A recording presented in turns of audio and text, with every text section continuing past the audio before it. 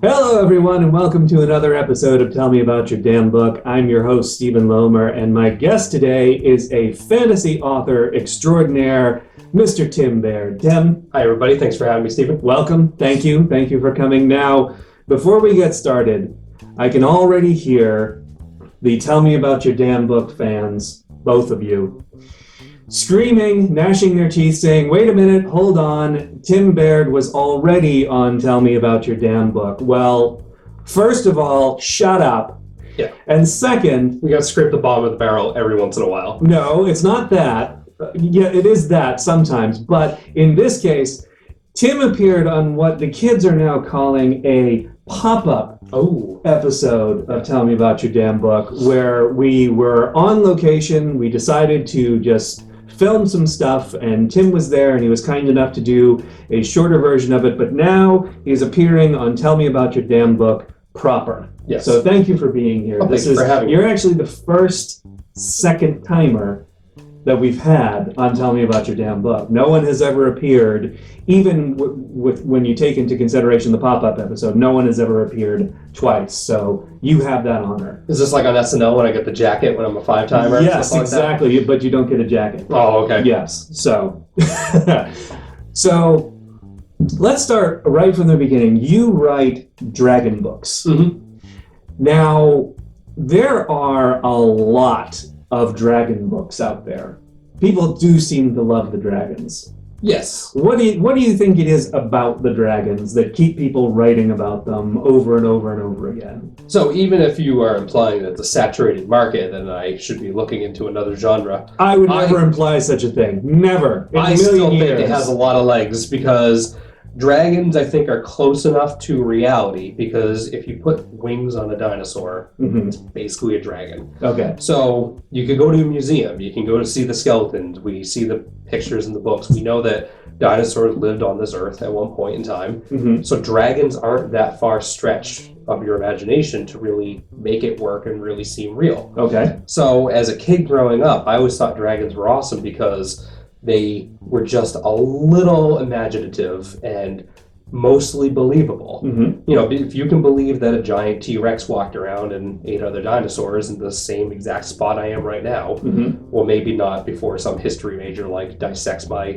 knowledge of where dinosaurs lived during what phases and Pangea coming together and blah, blah, blah. Well, no one knows where we are right now. Yeah, we're in a hidden bunker, and it could be anywhere. We could be in Minnesota, we could be in Montana, we could be in Japan. Who knows? So, in the greatest likelihood, yes, a T-Rex walked this. Oh, yeah, don't you know? We don't know if we're in Minnesota or not. Oh, sure. So, what I like about dragons was you could basically believe that they really could be here. They could be real because it's not that much different than something we have historical evidence of being around. So to me, I always thought dragons were awesome because they were this great source of imagination and creativity, and they really enhanced these stories. You read the Arthurian legends and knights are fighting dragons and everything, and you're like, well, it's kind of believable, but it's awesome. It's fun. They breathe fire. They, slash. They got big wings and tails and all that. So as a kid, I watched Reign of Fire, and now I'm an adult watching, Game of Thrones, and I love just dragon stories. So when I wanted to start writing a story, I didn't even have a dragon involved in it. It originally just started as a kid in Iceland finding this awesome stone on an adventure one day, and then I evolved it and turned it into a dragon egg, which then led to all this malarkey that I've been writing for 3 books now, and that's kind of how I got to where I am. So, I could have probably gone with any genre, but my own beliefs and what I like and what makes me happy led me to go down the dragon route. Gotcha. So with all of the dragon stories, dragon books, and I'm looking at you, George, dragon books yet to come, how do you put your own spin on it? How do you make it fresh? So what I tried to do was I wanted to have basically a duology of the dragons, where there were dragons that were just these mindless killers that are just these animals out in the wilderness, and people kind of go and fight them, and they're trying to kill everybody. But then there's the sapient ones. So spoiler alert if you haven't read The Dragon and the Whites yet or the other novels. Basically, when a person dies near an egg, their soul can get absorbed into the egg, and then they transfer their essence basically to that dragon egg. And when the dragon hatches, they are the dragon. So in my world, there are a bunch of dragons that ended up becoming new people, more or less, from somebody who had lived in the story previously. But then there are also the primal dragons, as I call them, who are just these mindless killers, and they're just, lizards flying around, burning stuff down, and they don't have any souls per se. Okay. And that's how I wanted to differentiate my dragons. So in other stories, you see where the dragon is, sentient or sapient, and they have knowledge and understanding, and then sometimes they're just these, flying behemoths. I wanted to sort of take those two things, but explain why they got to where they were, put some rules and laws behind it, and then flesh that out in my story. Gotcha. Okay. Now, unlike some of the scrubs that come on this show, you and I are friends. We've That's what I've been telling you. Yes, yeah. We've been in the trenches together. We've done book shows together. Where we've seen things. We've seen things. Yes. To put it mildly. And if I'm remembering correctly, you once told me that the Liam character in your books is actually based on your son. Yes. So one of my goals with the story originally, before I considered myself a writer, was I just wanted to write a story for my son that I could read to him someday as like a bedtime story where he was the protagonist. We read a lot of stories to him where it's just some, imaginary kid, and, you follow along and you could pretend like, hey, that's me, this is what I'm going to do when I grow up. But I wanted to have there be a story where he was the protagonist. So, granted, I gave the protagonist a different last name so that there was a separation behind somebody reading it and saying like, hey, doesn't that character have the same name as the author? Like, that's kind of silly. But my son's name is Liam. The main character of the story name is Liam. And what I wanted was originally just to basically hand them like a story, whether, I just printed onto 8.5 by 11 or I emailed them a PDF and just said like, hey, this story's waiting for you. I originally got up to like 10,000 words and just kind of thought like, yeah, it's a short story novella, kind of bridges the gap, that'll probably be it. Right. But then I was like, well, this is kind of fun, let's keep going. So next thing I know, it's 20,000, 30,000, 40,000, and eventually got all the way up to 80,000 words. And I was like, hey, I think I have a novel. So yeah, it originally started as just a fun story for him. And now it's 3 books, and I'm currently working on the 4th. Nice. What if it turns out he doesn't like your writing? Then I am just going to keep writing whatever I want, and I will join the coalition of millions of parents before me with kids who disown their parents and don't want anything to do with what they do, and the circle of life will continue. Nice, yes. Nice. Okay, good. That's an excellent answer. Now, of course, we have to address the elephant in the room. You are something of a Star Wars fan.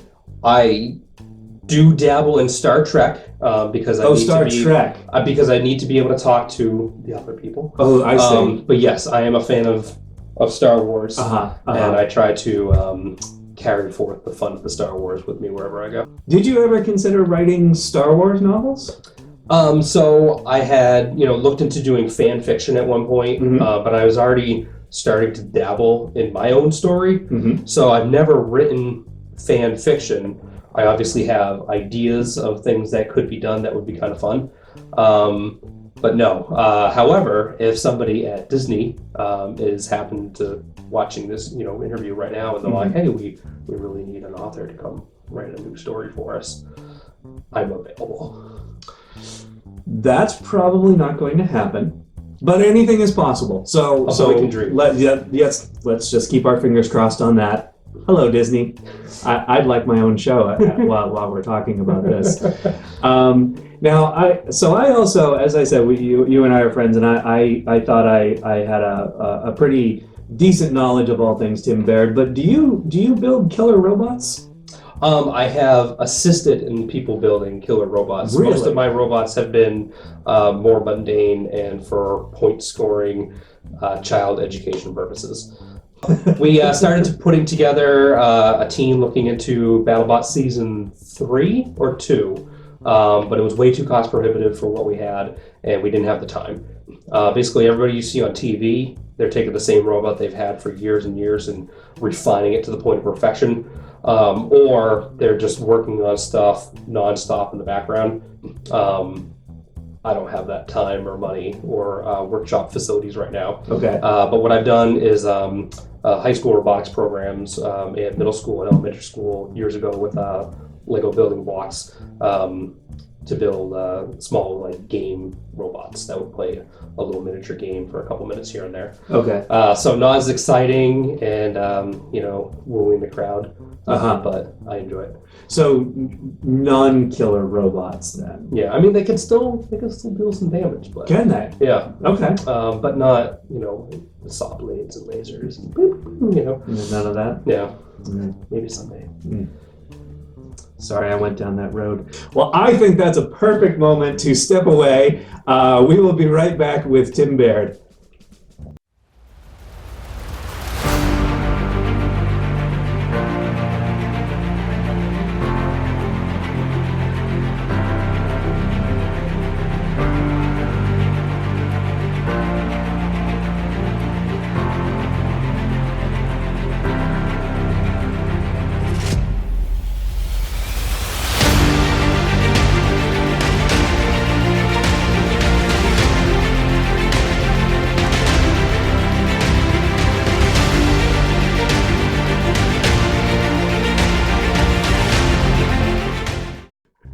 Welcome back to Tell Me About Your Damn Book. I'm here with Tim Baird, and as you can see, a book has materialized between us, which is part of the gimmick.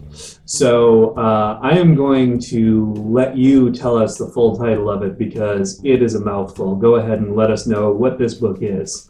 So this is Dragon Liberator. It is book 3 in the Dragon in the White series, the Liam Triggerson Adventures. This is the 3rd book of the trilogy. I've made mention of a 4th book before, but what I'm doing now is I'm writing short stories to accompany this. So you'll see that come out later, but it won't be a 4th book per se. The goal with this was to make a trilogy. So there will be some spoiler alerts here, so press pause right there in the middle of the screen on YouTube if you're watching this and haven't read. We'll give you a count of 5, 4, 3, 2, 1. So now you know that we are in spoiler territory. Yes. Okay. So in The Dragon and the Whites and Washington's Dragon Hunter, we learn about Trigvi and the program with the Colonel and Liam and Rob trying to hunt the dragons down, and then they befriend them. So at the end of Washington's Dragon Hunter, Trigvi is captured by the program. He's taken away to the secret facility. Liam and Rob, they're hurt, they're injured, they're licking their wounds, and that's where the book stops. Book 3 picks up with them kind of going back to their hideout, trying to recuperate, and they got to go find Trigvi because, they just were trying to kill him a couple minutes ago, and then this mental connection happens between Liam and Trigvi where they realize, it's not just this, mindless dragon, it's a person basically, and they need to go rescue this dragon. So they track the dragon down, they make their way up to Middlebury, Vermont, and they try to basically get the dragon out of captivity. And I don't want to give away too much of the book, but the story really springboards from there with the dragon and maybe some other dragons at the facility also trying to be released, and how Liam and his friends handle that situation and outcome from their adventures. And the story comes together. We learn more about Liam, Trigvi, the family history, and kind of tidies the story right up. Okay. So I don't want to give too much away because you want people to buy it. I think it's a great book that should be read. I think this is my best book so far, and I hope you guys read it and enjoy, and also agree with me about the sheer excitement that you'll get from cracking the spine on this book. Now, what was the experience like writing this one versus the first 2? The first 2 were super straightforward. I knew what I was going to put into it, and there really wasn't any weirdness. It was just write the story, get the damn book out, and publish it and go from there. This originally was supposed to be a 5-book series. Oh, I did not know that. Because I had time on my hands. My son was very little. He could be carried in, one hand, and I could still type if I had to, like the villain in Tomorrow Never Dies with this one-handed keyboard. And, things were pretty good, and I was having a really great time. And then I found that I just didn't have as much time. I wanted to get the book out there, tell the story, and I didn't want to spend the next 10 years trying to crank out a couple books. So what I did is I edited down the story a little bit to make it into one larger book instead of a remaining 3. So I went from a 5-book series to a 3. Mm-hmm. And I basically agreed with myself that I would fill in some of those story gaps with short stories later, which I'm now doing. So I've stuck to my guns. You agreed with yourself. Yes, I made a commitment. I've carried through. So it was confusing for me because before it was very straightforward logistically. I had the story, it was bulletized, I knew exactly what I was going to write. Mm-hmm. This time I was writing and probably got a third of the way through it and then decided to do a major structure change to the story and where it was going to go. The writing, though, was easier because at this point I had introduced all the characters in books 1 and 2. Mm-hmm. The settings were mostly established. The storyline was on track. Mm-hmm. And, now that I had 2 under my belt, typing up the third one was a lot more straightforward. Sure. So it was kind of different because in the first 2 books, I didn't really know what I was going to write per se, but I knew how I was going to do it. Mm-hmm. This time, I didn't really know how I was going to do it, but I knew exactly what was going to get written. Gotcha. So it was kind of a mindset change for me as I went into it. Gotcha.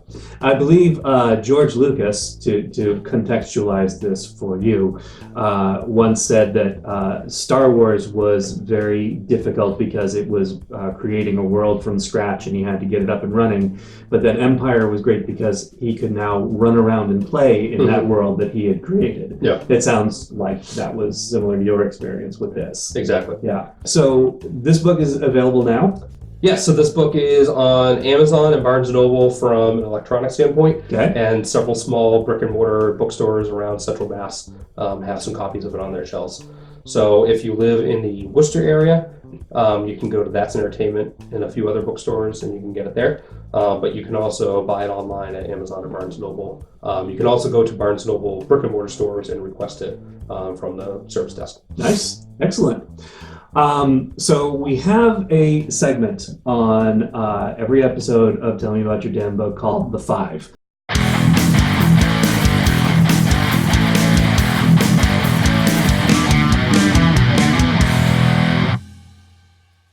And it's 5 standard questions that we ask every author who appears on Tell Me About Your Damn Book. But here's the rub.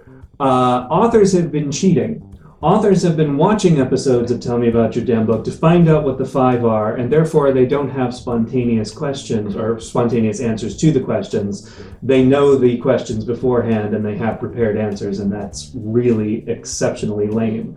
So we've decided to start changing some of the 5 questions that we ask.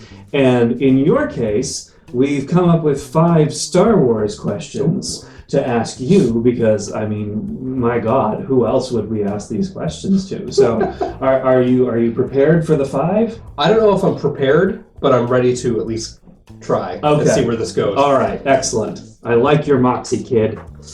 All right, question 1. Which is the best Star Wars film and which is the worst? So we've talked about this. Yes, we have. Segment. Yes, we have. To opinions and responses not being shared amongst the populace. Mm-hmm. So it's tough, and I know some people are not going to agree with me, but Empire Strikes Back is probably the best. All right. From the mutual fun and exploration of the galaxy, and like you said, the hard work was done and now they're playing. Mm-hmm. But then there's also the sadness. Han gets frozen carbonite, spoiler alert, and they got to go save him, and they deserve to have that spoiled scene at this point, for crying out loud. And the worst, which I think we'll probably agree, is Episode 1. Nobody Misa likes a Jar Jar Binks. Mm-hmm. Yep. I'm sure the guy who played Jar Jar Binks probably liked him, but all the stuff that's in the middle, I know we disagree on a little bit because I am a fan of the prequel trilogy. Mm-hmm. I still think Attack of the Clones is a solid movie. Okay. I think Episode 3 is great just for the battle over Coruscant when they first come over and they fly through and all the ships are railing on each other and everything. Mm-hmm. I think it has positive qualities that should be appreciated. Okay. So Empire for best, and then Phantom Menace for worst. Yeah. Okay, that's fair. We won't even bring up Rogue One. I like Rogue One. Question Solo is where things get kind of hairy. I agree with that. Yeah. Question 2. Which Star Wars character do you most identify with and why? I like Boba Fett. He's this sort of loner, isolated man who has his own set of moral conduct rules. People think he's bad, but he's really just trying to live his code. I always have been a fan of the Mandalorians and the Fett family. So I'm not riding like the train right now with Mandalorian. I mean, this has been me for years. I see. It just happens to be that now is my time. I see. Yeah. I see. Okay. I did not know any of this about you, but this is good. This is good to know. Mm-hmm. This is why we do the 5 questions. Sure. We are learning. Question 3. If they based a Star Wars film on your life, what would the title be? Wow, you really are trying to just get some gotcha questions. I don't know, like The Confused Jedi. It would just be Star Wars, The Confused Jedi. It would just be me wandering around through life, not really knowing where I'm going. Still doing pretty well along the way, but really high anxiety along the path, and not sure where things are going to end up. But okay. I know it'll be pretty good in the end, but right. Yeah, it's going to be hell along the way. Star Wars, The Confused Jedi, coming to theaters. Someday. Never. Yeah, possibly. Question 4. Wicket the Ewok or Baby Yoda? Like in a fight, or do I prefer? Who you prefer? Well, so A, he's called the child. But Baby Yoda is obviously a badass name. I mean, don't get me wrong. I like Wicket the Ewok and Warwick Davis. I thought did a great job, and you see him through all the different Lucas movies. But yeah, it's all about Baby Yoda. It's all about Baby Yoda. Yeah. Or the child, more properly. Yeah. Yes. Gotcha. And question 5. If Starkiller Base targeted this studio for annihilation, what final message would you want to convey to your fans? I wish I had done something different with my Saturday. On that note, I hope my stories survive. I don't know if Starkiller Base's weapon can destroy cloud-based data. I guess it all depends on where the servers are and how hardened the cases are. Mm-hmm. But I hope my story lives on for other people to read someday. Fair enough. But still, like, if this was the last thing I did right before we all blew up, like... Yeah, I know. On the list of things that you would want to be doing as we all died, I realize this is probably top 3. Yeah, sure. Top 3. Yeah. Sure. Yeah, definitely. So plug the book one more time before we wrap up here. So my new novel, Dragon Liberator, is out right now. It's the exciting conclusion to the Dragon of the Whites trilogy. If you're a fan of modern day dragon fantasy, especially with a New England local twist, with real locations, real settings, and a lot of real names and characters and locations that you can go and visit and enjoy and add a little spark to your imagination, I highly recommend you go out and buy it. And I hope to see you at a book signing sometime soon. Sounds good to me. Tim Baird, thank you so much for being here. Thanks for having me, appreciate Stephen. it. Cheers. Cheers.